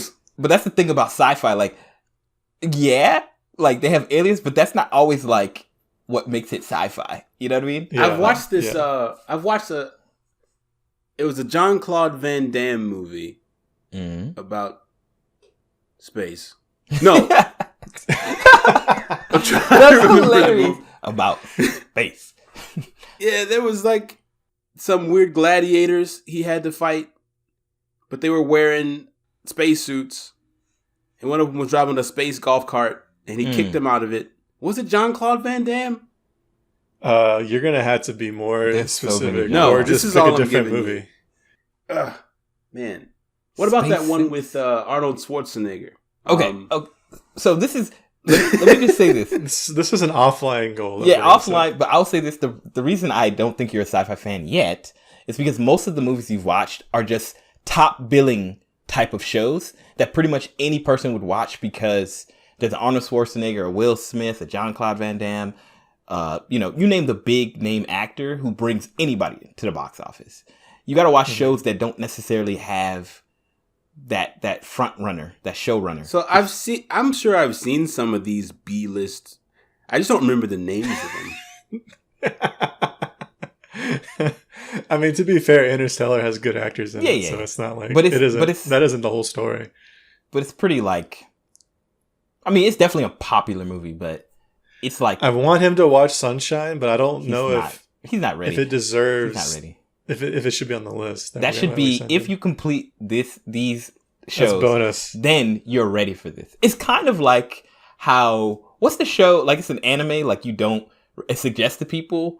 Like I wouldn't necessarily, for example, suggest Parasite to people who are getting new to anime. It's not beginner anime. Exactly. Like it's not beginner sci-fi. Yeah, it's like intermediate to advanced. It's like it's pretty easy to digest, though. I thought beginner sci-fi, man. Give me intermediate. We'll give you intermediate. You'll be fine. I mean, I think Interstellar is intermediate. Like it's popular, but I do think Interstelliate. You know what's advanced? Tenet. Tenet is an advanced. I actually kind of want to see that, but I thought that one was like a really popular one. It wasn't that popular. It's popular because Christopher Nolan. But I don't think if it wasn't for Christopher Nolan, I don't think most people would have seen the movie. Yeah. Look, we'll talk more about this. I'm gonna talk. I'm gonna get back to the subject. Say something. All right. So what I'm bringing up now is not as much about the show specifically, but it's about the surprise of me partaking in a new genre. Ooh. So I might have mentioned this. Kiesha really likes to dabble in K-dramas. Okay. And that is something I never touched before. First of all, almost all of them revolve around some sort of romance. Mm-hmm. And that, I mean, like, I have found that once I'm watching that, I can get into that. But on the surface, there's an initial wall that I have to cross, and that is not enough to make me cross. Yeah, there's resistance. Thank you. That's fair. But she was watching a show called Extraordinary Attorney Woo, which is on Netflix. Interesting. And it's about a woman, a young woman who is autistic, and she is an extremely gifted. Well, I won't say she's a gifted lawyer, but she is obsessed with laws. So she's memorized like all of the laws in Korea, essentially. Huh. And on top of that, she has the typical like excellent character traits and blah blah blah. So overall, she ends up being a pretty good lawyer. But she gets pulled into. Let me not say that. She gets a job offer at a very prestigious law firm where she had previously been denied all of her job applications, probably because she's autistic. And so she's a new girl working at this law firm at the bottom. And, she starts to like one of her coworkers, and one of the other coworkers, who's another young lawyer, is really like cutthroat and doesn't like her, doesn't like that she gets special treatment. And one of her bosses is very like generous and kind. I was going to say graceful with her, okay. Gracious with her, because he understands that she's talented, but maybe is kind of weird. And so overall, it's a fun show. It's fun to see how the law situations play out, because a lot of it isn't about the romance. It's about like the other aspects of her life, like dealing with social anxiety, dealing with the question of like who her mother is, because her mom isn't in the picture. It turns out she's like another high-powered lawyer working at a different firm, and so there's like intrigue and politics and the classic like episode-long procedural law typical stuff. So it was really great. And then you combine that with like the typical K-drama, like it's all set in like very beautiful areas, clean offices. This one guy gets in the hospital, and I'm like, bro, his hospital room looks like an Airbnb. Like, it's so nice. So it's just very charming, and I found myself like paying more attention when she would watch it when I was in the room. And now she's watching something else. She's probably not going to keep watching it, but it's like a similar premise, I guess. It's this girl who she's like a lawyer secretary, but she's actually an actress, a famous actress, and she's washed up. And I guess they're setting up him and the secretary and the guy she works for as like the romance. It seems to be more romantic and kind of goofy. It's really funny because like, it's just a totally different culture over there. They are extremely loose with like sound effects and stuff. So like somebody will say something and maybe, the stoic character just raises an eyebrow instead of like laughing, and they'll do like a womp like sound effect to show that the joke didn't land. I think at one point there was like an awkward silence, and one of the characters is blinking, and they make little like dinking noises on her blinks. Yeah. And so it's just so goofy. It's like a cartoon. It's almost like a cartoon, but it's, the best This is the best part. I'm just going to describe this scene, all right? The stoic lawyer shows up late to a company party, and his secretary, she's unhappy with the way things have been going with him and with the rest of her job. And so she's really drunk at this party. And when she sees him, she's like, "Oh, you're finally here. I need to say something to you." And she goes up to him, but she trips. And it switches to slow motion. She's like slowly falling towards him, and he just dodges her. Wow. Oh. Instead of catching her, he just turns a little bit to the side, and she like goes past him, and it shows in slow motion. She looks up at him in horror. He's looking at her with a neutral expression. She catches like one of those rolling trash cans that like a custodian would have, and can't get her balance, so she's like pushing the trash can. It's rolling away from her, and she's trying to keep up with it. And they put like vroom vroom like car sound effects. Oh my god, this lady. And then she falls, and they'd have like a like car crash sound effect. What in the world? Somebody is having a good time. The Foley artist is like, yeah. Yes, dude. The Foley artist is so. What unhinged. can I get away with? Yeah. So I've been enjoying it. Extraordinary Attorney Wu. She's obsessed with whales, and so every time she has an epiphany, it's like a Jimmy Neutron brain blast. It like slows down the whole scene.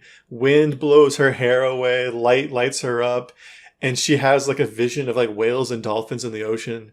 And then suddenly she's like talking about some huge revelation she had. And you're like, what? But that's just how the show goes. It's like the noodle dance. I don't know if y'all ever watched PB&J Otter. Yes, it's like the noodle dance. It's like Jimmy Neutron going, brain blast! Yeah, Jimmy Neutron. Yeah. That's interesting. That's my surprise, is that like it's exactly what I expected. I just didn't expect to enjoy it as much as I do. I like that. I haven't showed a similar show, but I'd like to hear Kyle. Do you have another show that you want to share? Does it have to be a show that I liked, or just something I watched, or just something you're watching recently? Something you want to talk about? We're chilling. We just all right. Cut. We're broing out. So, as I mentioned before, me and the wife have been like on this animated show kick, and it's a popular franchise. So don't destroy me. But basic. See, I knew it was coming. But anyway. I had my eye on it for a while. I've been aware of it for a good stretch of time, and I don't really know what, I guess, inclined us to finally give it a try. But like the animated Star Wars series, the 3D ones, like Clone Wars. Yeah, so we watched Clone Wars, Rebels, and The Bad Batch like back to back. And when I tell you that these shows are better than they have any right to be. Yeah. Man, like this, it's hard to explain, and I'm not going to get into any details or anything, but I can't recommend them enough, like on every account. Like they look great. The soundtrack, of course, is great. And, you get incredible amounts of like lore, and they fill in some gaps, and you get to see, Anakin and all the characters. I'm not going to name them all because there's a bazillion in there, but you get to see them like in a different light. And then whenever they go on to the other series is the Rebels, and then hearing what happens with them and the Bad Batch, which focuses on some of the clones. It's just all so good. I wish there were more. I think there's going to be another season of Bad Batch is about to come out. But there's a really bad Star Wars show in there too, that I wouldn't suggest watching. But the ones that look like Clone Wars, watch those. Wait, which is the bad one? What's the bad one? So I know. So the bad one was Star Wars Resistance. It looks Resistant or Resistance? Resistance. I think it cut off a little bit. I was like, what? I don't know if I'm familiar with that one. I don't think I've heard of that. Maybe because it's so bad. It wasn't good. I think it's the one we started watching first because it was the newest. But so it looks kind of like the other ones, but it's like it's got this really highlighted, shell shaded. But the writing was really bad. It seemed like it was a completely different studio writers. I don't know, but it just fell flat from the first episode, and it kind of got us off watching these for a while. But then we got back into Clone Wars. I've always felt odd about Clone Wars and Bad Batch. There's like a weird thing about how the animation style, like the decision for the 3D models that are like kind of kiddie, you know what I'm saying? Like it feels like it's a kid's show, but like you said, it's very much like a very like real things are happening, real dilemmas, real conversations, real choices that have effects on the universe. And cool moments too. But I don't know why. I have like this cognitive dissonance with that show. Like I've watched like, I don't know how many seasons, 5 of, how many are there of Clone Wars? I don't know. I've watched a whole bunch. I don't remember. It's a bunch. I've watched. Isn't there also a 2D animated Star Wars cartoon? There is. So that one is more of like a mini series. You talking about the old one? Like the older one? Yeah, before Disney bought them. I remember which one you're talking about. I didn't watch that one. I always get it and Clone Wars mixed up. I never watched either one. There's one that came out right before Clone Wars, in between episode 1 and 2, or 2 and 3, I believe. I think it's between 2 and 3. Yeah. And it's absolutely incredible. It is one of the best pieces of animation, hands down.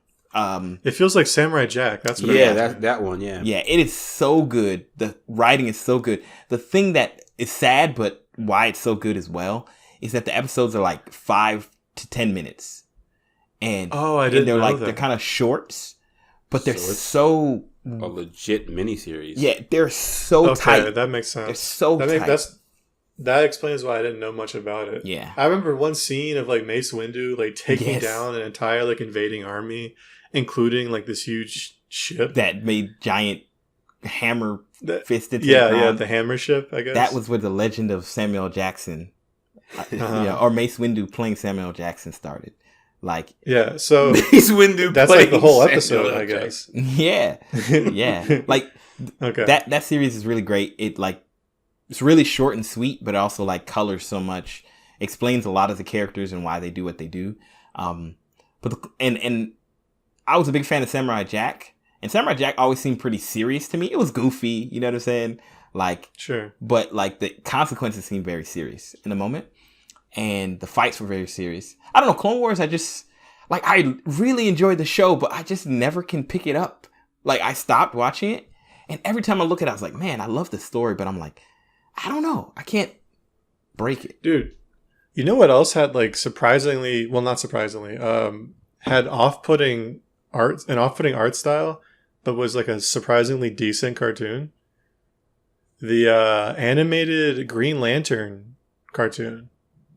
Like, Which one? Is that the one in the style of Invincible? No. It's like 3D. It looks like it's 3D. From what I understand, from what I imagine Clone Wars looks like. Yeah, it's 3D. I don't remember that. It's like bad 3D. And this was on Cartoon Network? I don't remember. I think I watched it on your WB. On like maybe it was on like the WB's website, or I watched it on Netflix or something. Huh. If you could Green Lantern animated cartoon. It has characters from like the Red Lantern Corps. It has an artificial intelligence romance story. It has all sorts of crazy stuff. Really? I mean, Green Lantern is a pretty good character. I could see his show being... Yeah, he definitely deserved his own show. Yeah. It was just unfortunate that it was animated like that. And the movie was so trash. Yeah, that was also... that was Ryan Reynolds or something? Mm-hmm. Man, that movie was so bad. Like... Did you... Yeah. What were you going to say? That was rough. I was going to say you reminded me of a scene... One of the gags in, I think, Deadpool 2. I didn't watch it, but I heard about the gag is... I think he kills... Ryan Reynolds as he's taking the offer for for Green Lantern. Oh, really? Hilarious. Yeah, he shoots himself in the head. That's crazy. And classic. He kills the old Deadpool too, the one from the X-Men movies. Oh yeah, he does. Crazy blade body Deadpool with laser beam eyes. Yeah, Deadpool Origins. Yeah, that was interesting. I was gonna say, Kyle, can you convince me to pick back up Clone Wars? Like what? Like I said, I think the show is try good, your hardest. But like, what will help me get over this cognitive dissonance? Dissonance. So you said that it's the art style that's got you? Yeah, it's like the art style. Yeah. Close your eyes. Yeah, just listen to it. Just listen to it. and sometimes it just feels kind of kiddie to me, even though I don't know. I guess it's kind of hard for me to say because I don't know what is invoking that about it. Because it does have like some pretty dark undertones. Like the characters are blocky. And so I can definitely see. But I don't know. I feel like the story kind of overshadows, And then the choreography is really good. The voice acting is really good. I don't know. What I'm hearing is watch one episode. And you'll be back in, yeah. And then I'll just send it into the dungeon like I do with every other show. I'm good. Okay, well, I guess I'll take that and I'll consider it. I don't have a compelling argument. I should also watch it. I should also watch it. Yeah. I mean, you know what? I think I'll start watching because I've been looking for a show that's kind of like long and also like not has an interesting story, but also something that I can kind of watch but not pay attention to at times. And since I've seen a lot of it already, that feels like a good candidate. Like, I already know most of the beats, you know, of the story. At least the first few seasons. Okay. You might have convinced me. And also, to see Anakin and Ahsoka's relationship, like how that comes to a close is pretty, it's worth it for that too. That's true. I was watching the new the Mandalorian with a friend who had seen all this other stuff. And a lot of stuff in The Mandalorian like triggered him. He was like, "Oh, I know her from from the Clone Wars." Like he knew stuff I didn't because I'd only seen the movies. Yeah. So that could be a selling point. It will fill in more gaps as you continue to watch. Okay. I mean, I like The Mandalorian a lot. I was happy to see Ahsoka in there. Ahsoka was like a little bit annoying to me when I first started watching it, but like I don't know, maybe it's like she leveled out or something.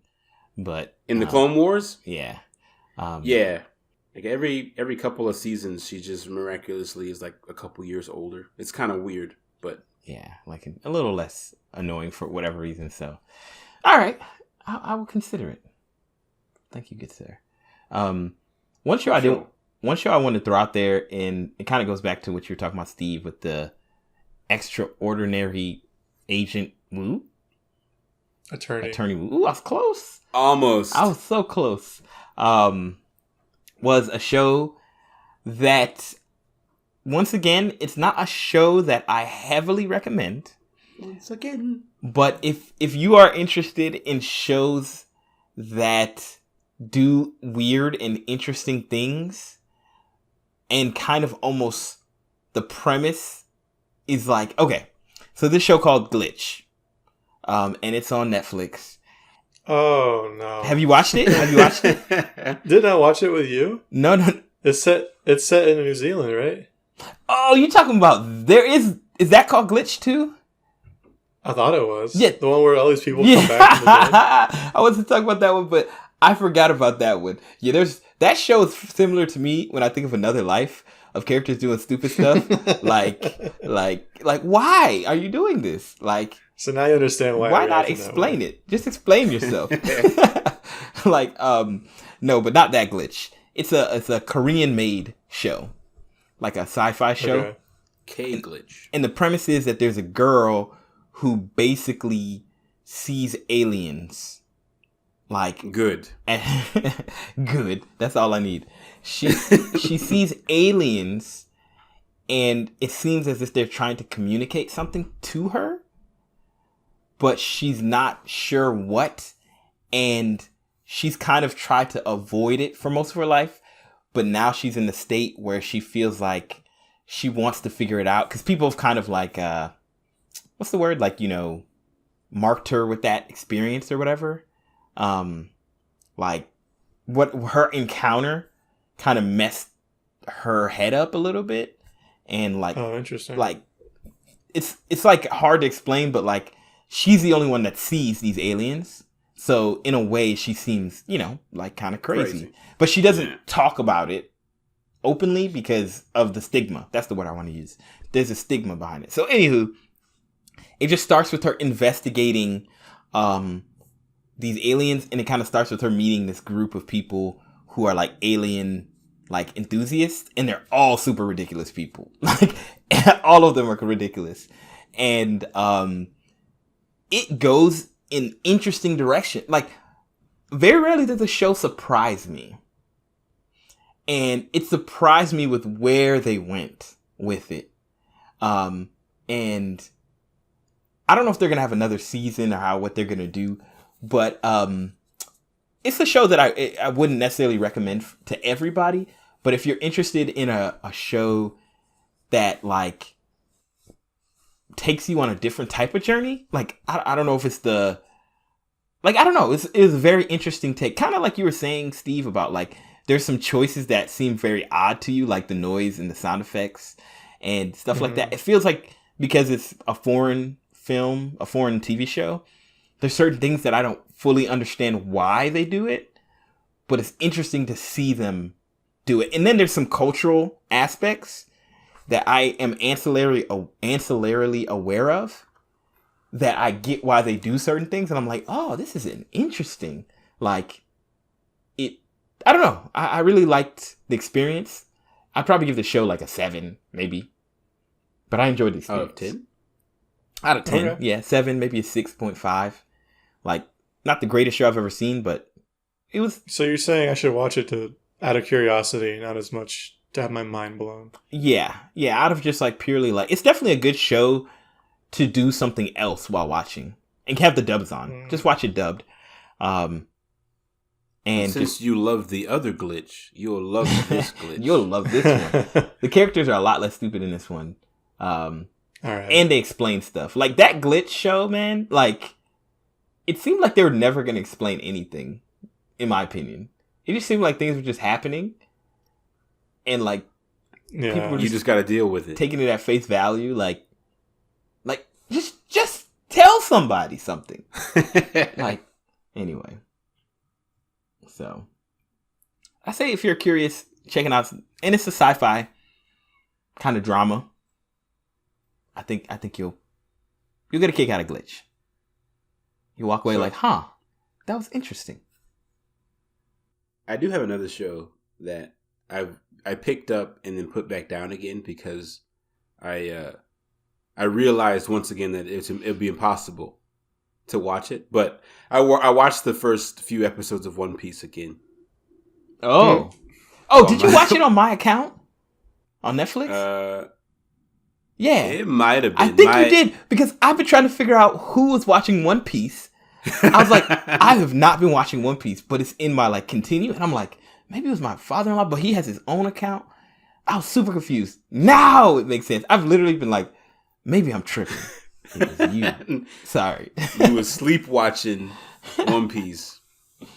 But anyway, so it wasn't my idea though. Like my brother-in-law put it on while they were over. And so we just ended up watching a couple of the episodes. A likely story. It's true. You better not have given him my Netflix information. Oh yeah, we watched it on his iPad. Well, I guess I'm booting everybody, but go ahead. But yeah, so it's something else, I guess, that I picked up that I definitely want to watch. But I guess in the same way that you want to watch Naruto again, I don't know when, how. There's simply not enough time. I need a couple of lifetimes. It's way too much. But it's so good, man. It's so good. It's such a good show, and it's so sad that it feels like an impossible task. It really does. It's insurmountable. I think I've shared this before, but there's like top 2 moments in all anime in that show for me. From the same show, 2 moments that are the best in any anime I've ever seen. And it's so sad that you have to say, oh, you need to watch 1,000 episodes. 1,000. To appreciate the one moment. You know, like maybe that's like episode 300 and the other one's episode 700. But like, what? You know? Those numbers don't make any sense. Yeah, really. Yeah. Good yeah, Lord. I mean, all I would say is if any human being wants to watch that, watch it with a filler guide. Because you could probably skip like 10 episodes at a time. You know, at moments. But man, it's so good. Oh, it's so sad. So good. That's the type of show that I want to watch even the filler for. Because even though it doesn't necessarily progress the plot, I feel like it would still be well written and enjoyable to watch for something. No. Oh. No. Have you watched filler, Kyle? Wrong assumption. I have. Yeah, it's like low maintenance, man. I mean, there's tons of filler in Dragon Ball Z, so I'm definitely getting not maintenance, low effort. Getting my fill of filler. You know what I say? Are you not skipping the filler? I'll say that Dragon Ball Z filler is worth watching for the most part. Like, and it's few and far between. It's like in between arcs, right? Like normally, like when things are happening, you're not really getting much filler. You might have one off where like Goku on what's it called? Serpent's Way. Yeah. You know? There's some filler in there, but I think that filler is decent. Like, it's actually kind of fun to watch. One Piece but filler. You wouldn't say that about One Piece filler. I liked some of the Bleach filler. I think Bleach filler was good. I mean, once again, measuring it versus the show. Yeah, I agree. But yeah, One Piece filler is just it. How do I put this? There was one time. There's an episode where, like, literally, it just it's so stupid and a waste of your time. Like, you'll recognize it midway through. You'll be like, why am I watching this? You know, I've had those feelings in Naruto before. Yes, and especially toward the end of the official Naruto before it switched to Shippuden. But like One Piece is like, it's obscene. It's obscene. It's really truly filler. Like most 98% of the time. Man, that's my opinion, at least. Good to know. Yeah. So I mean, I'll never find out because there's no way. But we got to do a One Piece club, like a book club, where like we watch one episode a week for the next like 30 years, and then we might get to some of the really cool moments. What I would say about One Piece, it's a great show to like when you have something like, for example, you know how you make t-shirts. Mm-hmm. Like, that's a great show to watch while you're doing that. Because you can put the dubs are not the greatest. The subs are much better. But I think it's worth just, like, going through a whole bunch of them, you know? Like, while you're doing something Maybe that's else. what I'll do. That's not a bad idea. I do look for stuff, and it's usually YouTube that I watch or listen to, I guess. Because when I'm watching a show, I don't know. I don't really like to multitask while I'm watching a show that I like. Mm-hmm. Right, me either. Because I always feel like I'm missing something, and then a couple episodes later it'll hit me. Like, it doesn't hit me while I'm doing it. It's once I'm back re-engaged because I was multitasking the last 3 episodes. Then they say something and I'm like, what? What did I miss? What's that from? Yeah. I don't know if I'd fear that as much in One Piece. I won't say that the show is not complex, but it's not that deep. Like, the moments are really interesting in the storylines and what's going on. But you'll know, you know what I'm saying? Like, when it's hitting that climactic point, you need to stop and pay attention. Everyone begins shouting, Luffy! You know, so, yeah. Yeah. I might do that. That makes, I'll say that the show, Zoro is one of my top 5 anime characters of all time because of One Piece. Yeah. Not just because he's gangster with his sword, but because of some other stuff. So, Oh. Yeah. So I have one more. Let's hear it. Let's hear it, baby. The mention of Zoro is actually very apt because I was just thinking about him yesterday while I watched the show, which was Vinland Saga.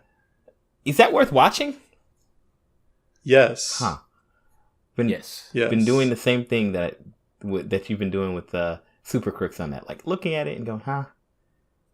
Yeah. I had heard, so it's the kind of show that I'm like, I didn't know too much about it. I just knew it was about Vikings, and I'm like, I don't think that's going to be very interesting to me. But I was at a wedding recently, and someone was crowing about it, and I was like, all right. I think it was Keisha actually who had the impetus to say let's get this started. I think she likes it more than I do, but I think it's pretty good.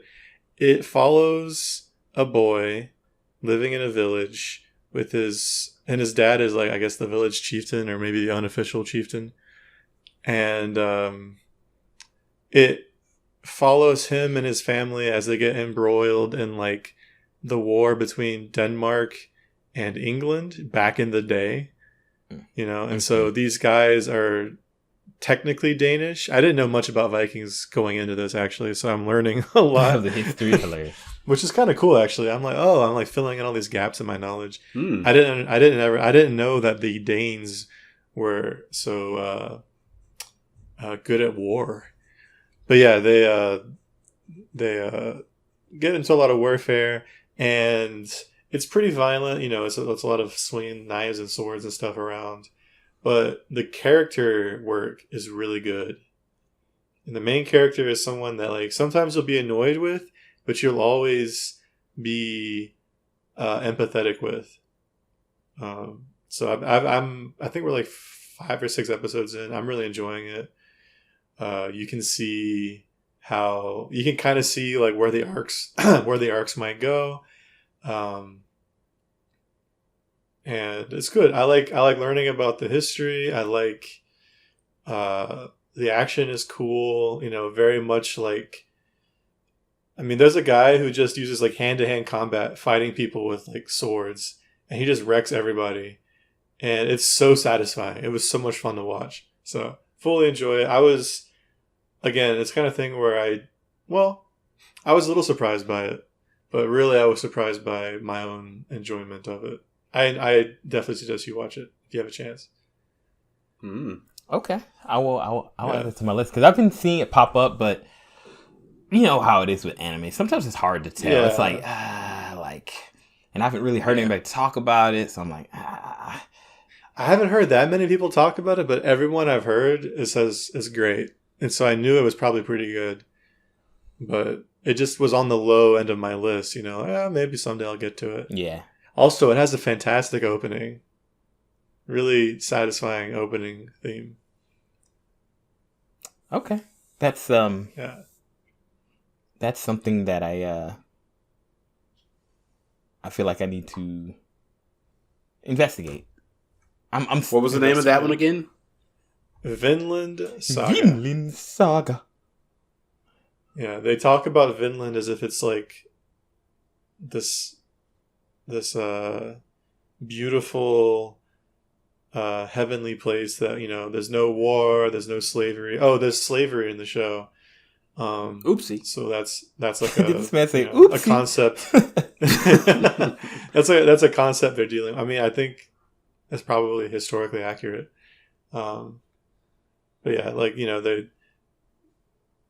like, yeah, there's no war, there's no slavery. It's warm and plentiful. It seems very much like the Promised Land. I don't know if it's like an actual place on the map, like if it's Finland, or if it's just kind of a made up, like, you know, fantasy that the people who are they're always cold and hungry and scared of, you know, being made into slaves or starving in the winter or something. And it's like a nice dream. But yeah, it isn't one of those shows where you have to watch an episode or two and wait for it to pick up. It picks up pretty quick, I would say. Okay.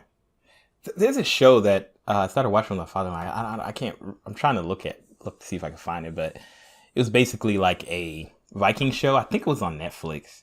It was actually pretty good. It was like you said, I don't know much about Vikings, but I think it was an interesting like story lesson. It was showing like Eric the Red and like what's his name? Eric the Red's son, Leif Erikson. Like, I know the name, but Leif Erikson's actually a character. Yeah, so he's in this show, and it's showing kind of like how he becomes, I guess, who he is in history, and it's super interesting. Like, I need to go pick it up. I can't remember what it's called. I was looking, but it's like on Netflix. It's either on Netflix or Amazon Prime, and it's a TV show. But I'm pretty sure it's on Netflix. It's pretty interesting. So we got a few more minutes here, and so I wanted to throw out a few. And I don't know if you guys have some honorable mentions, but I want to throw out some honorable mentions. One, if you have not seen it, please watch Glass Onion on Netflix. It's pretty good. Yeah, Glass Onion, which is the what's it called? The next Knives Out. Glass Onion, Knives Out. Mystery. Very, very fun movie. It's a great family watch. Watched it this weekend with my siblings and watched it with Shilene before that. Great movie. If you're into like mystery, type movies, you'll really enjoy it. Like whodunit movies. Yeah. Another movie that I had not heard about, but my brother-in-law told me about, The Gentleman. We watched that this weekend as well. That has Matthew McConaughey in it. And another actor that I know his face, but I can't place it. And Colin Farrell's in it. And a few other people. But essentially, it's about this guy who basically has a drug kingdom, I guess you could say. And he's trying to like work his way out of it. And he's just sold weed, you know, and the craziness that happens as he's trying to get rid of, like, to I guess you could sell his business, I guess you could say. And it's very funny. It has a lot of hilarious moments. It's very well written. It's a very interesting take on how they deliver the story. It's not just like, oh, like character A, like, let's go through the moments. It's somebody like telling the story, and they're kind of telling it as they're a part of the story. So it's very interesting. I definitely, if you're in, really interesting, like kind of like ensemble cast movies with a lot of interesting characters, a lot of things going on. The Gentleman's really good. And then, I have 2 other shows that I don't think you should watch, but if you're looking for something to make you question existence and why this exists, one is called Big Bug. It's this like, I think it's Brazilian show about, Okay. It's this Brazilian show that's kind of a comedy sci-fi where essentially AI like runs the planet, and essentially the AI comes to a conclusion that it needs to like, not kill all humans, but like keep them safe from themselves. And it like locks a group of very complicated characters in one home, like an ex-wife, the girlfriend of the husband, a neighbor, like all these weird characters. And it's funny in the best and worst way. Like you'll laugh at some of the moments, and you'll also laugh at how bad it is at times. So Big Bug, if you're a sci-fi fan who just has like an hour and a half of your life to just kind of be like, what did I just watch? Big Bug. And then finally, the series 1899. I still don't know what's happening. Oh, you like that? I do not like it. I don't know what's happening, but I feel that I have to keep watching it because it has to make sense at some point. But I don't like it, man. I don't like it at all. But I'm like, there's got to be a reason. This all is stupid to me. Wow, you really gonna let them do this to you? You know there's no reason. That validates my reason, that my decision not to watch past the first episode a few weeks ago. You're making the right choice. I'll tell you what happens at the end when I finish it. I've been like nothing will happen. Slowly eking my way through it. Man, it's not good. Like the twists are like all stupid. It's like, how would I have known? Like it's like just purely out of left field stuff, you know? And I just hate shows like that. Like it just feels like the old school Scooby-Doo twists. It feels as if they know that their show is stupid, so their best way to do it is to just hide everything and just tell you it like, haha, this is happening. Haha. Like it doesn't feel like a twist. It just feels like, oh, okay, I guess. Now you know about it. Yeah, and then you're like, but that doesn't make sense, you know? It's the same guys who did Dark, which everyone loved. Really? And so I think that maybe Dark kind of just got to their heads. They're like, we can do whatever we want. Let's go something crazy, mind-bending. Whoa! It's not even... Sounds like CD Projekt Red. Maybe. It's not even mind-bending. It's mind-numbing. Like, it's just... What? Like, a lot of the... Like, I still don't know what is happening, why people are doing anything, what's the purpose, and it's not even like, oh, like, it's a mystery. It just feels like people are doing stuff. And I don't know why. So anyway, don't watch it, but it's a show. Forget you ever heard about it. Yeah. So the marketing for that show is so good because all of the imagery and like the trailer and stuff is very enticing to me. I agree. But I know better because I like video games. And I know so I'm like, I don't see substance, sir. Got him. I also didn't love Dark personally. I couldn't get past the first episode personally of Dark. That had a pretty strong first episode. Yeah, I don't know. It just didn't interest me, but I'll try again. People keep telling me it's a great sci-fi, so I just need to do it one day. I mean, I watched, I think, 4 or 5, and then I quit. Oh, really? You didn't finish it? I didn't finish it. Yeah. Okay. So any honorable mention from y'all before we wrap up? Yeah, I can go quickly. Let's see. Mob Psycho. I just watched the 3rd season of that. Okay. That was a great way to end the show. There are 2 like major conflict arcs, I guess you could say, in the season, and both of them resolve in very unexpected ways. Or one of them resolves in an unexpected way, and one of them started in an unexpected way. I was like, oh, I didn't think this is what they would do. It makes sense. And it really emphasizes how all of the conflicts in the show have been about Kageyama and his like self-actualization, you know. So it's just 2 more ways that Mob Psycho is a great show. And I'm not sad that it's over because it just felt really satisfying the way it ended. And then Ranking of I have Ranking of Kings on here, but I haven't watched that recently. I just wanted to say it was a surprising show with how good it was, considering the art style and like the premise seems kind of weak, but it was really like endearing. I need to watch that, definitely. Yeah. Shoot, man. I guess that's it. That's all I had on my list. I had something else that was swimming around in my head during the show, but I do not recall it right now, so I won't waste any more of your time. Just lost Kyle? the time. Sir Kyle? So yeah, I actually, you're not going to believe this, but so I was in a pre-engineering course. Oh. Yeah. Tell me I about it. built a chair. No, tell me more about it. Was it a cartoon chair? Did you draw the right number of legs? Made of knives? Mostly knives. Had about 18 legs. Also knives. Also knives. Very sharp chair. No, so I don't have any like honorable mentions necessarily, but I did take a step in the direction of having more to talk about next time. So on the Funimation app, you can like put, or I guess in all the streaming ones, you can put stuff you want to watch in like a backlog type thing. Mm-hmm. And so one of the ones I was looking at was actually Ranking of Kings, but I couldn't remember if that's one that you guys mentioned, so I skipped it. Yeah, it's pretty good. So I might need to add that. But I added Full Metal Alchemist Brotherhood to the list. Oh, that show so good. Because I know I need to watch that one. And I also randomly, which I think this is probably going to be the one I start on just because it's only like 10 episodes. But there is a spinoff to Assassination Classroom. And it's like a D&D style spinoff that looks like it probably isn't very good. But it's only a couple of episodes, so I feel like I kind of want to watch it. This man's gonna bail. What's it called? I can't remember, but it was it had some weird abbreviated title, so it wasn't next to. I think it was Koro Sensei's Quest. Was that it?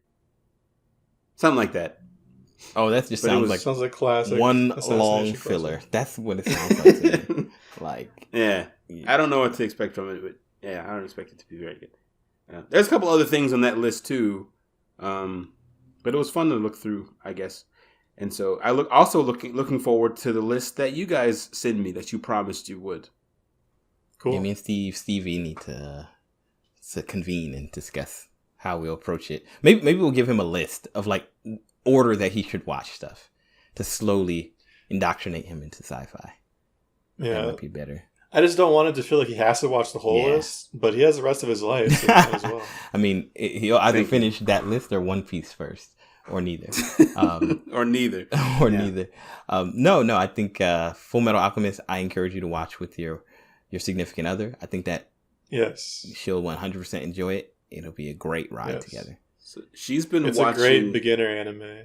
Aside from Dragon Ball Z, she's been watching The Fresh Prince of Bel-Air. Hilarious. So I have to wait for one of these shows to end, I think, first. Fair enough. Yeah, I definitely think it's worth the wait and worth the experience. Watching it together, it's good. It's good. It'll bond you in new, special ways. So I would watch it maybe between Dragon Ball shows because it's a lot shorter than Dragon Ball. It's 3 seasons, maybe? Yeah, 2. I think so. Something like that. 3 solid, boom, seasons. Great. Awesome. Well, I think that's all we got for today, fellas. So, thank you so much, Brother Kyle, for being here today. Of course. And always a pleasure. Of course, Brother Glasses Stevie, thank you for bringing your wisdom. My name just gets longer and longer every time you say it. Yes. And thank you, Chairmaster Bradston. Chairmaster Bradston. Brother Master. That would be my DJ name. Chairmaster Bradston. No one will be seated. That's fire. There you go. Yeah. Thank you. I always love doing the show. It's a highlight of my week. And as always, thank you to our fans out there in the Super Agile Nation. I was just chatting with one of our listeners the other day, and I'm looking forward to the list that they send over. There's some ideas of things we can talk about, and some thoughts that they had about some of our previous episodes. So I always love to hear what people think about what we're doing. If you have not, please feel free to leave your comments on YouTube or on Apple Podcasts. We love reviews and thoughts and comments. So please do that. But as always, you can find us everywhere. You can find us on Spotify, Apple Podcasts, Google Podcasts, SoundCloud, Stitcher, and on the internet. So just look for us, Google us, Super Agile Bros. We love you. We're happy that you are here and made it this far. Thank you for everything. And until next time, y'all take it easy. Peace.